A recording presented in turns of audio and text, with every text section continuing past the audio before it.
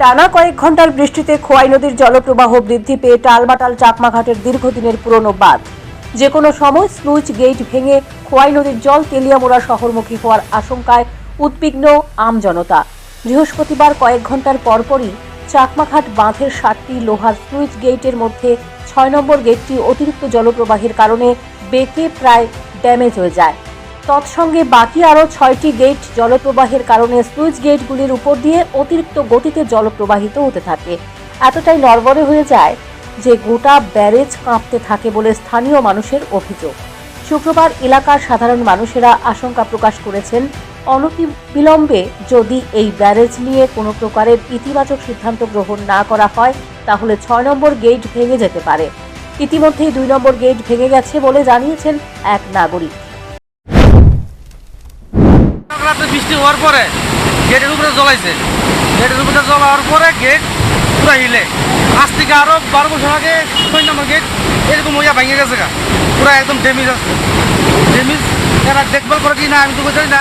তবে কালকে রাত্রে বৃষ্টি হওয়ার পরে এই আবার এই পুরো হিলতেছে, মনে ভাঙনের একদম অবস্থা আছে। এমনি কোনো গেট টেট ভাঙছি না? এমনি আমি ভাঙছে ওই 6 নম্বর গেট আবার ভাঙছে, এটা ভাঙছে ভাঙছিল গেছে 12 বছর আগে এবার ভাঙছে, আবার ভাঙছে। এমনি এই যে ব্যারিজের যে দেখুন করে না কেউ আইসিনি অনুমন্ত আমরা নজরে পড়ছে না, কেউ আইসে না। জল কিরকম বাড়তি, কিরকম প্রচুর বাড়তি।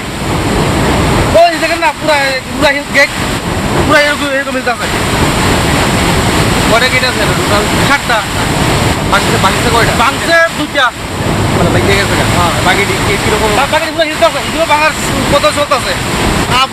বেলা 10টা বাজে অনতি কোনো দপ্তরে কোনো খবর নাই। 2টা গেট কোন কোন গেটটা ভাঙছে? 6 নম্বর আর 1 নম্বর পুরো তো ভাঙার পথে অনেক আছে, আর 5 নম্বরও ভাঙার পথে আছে।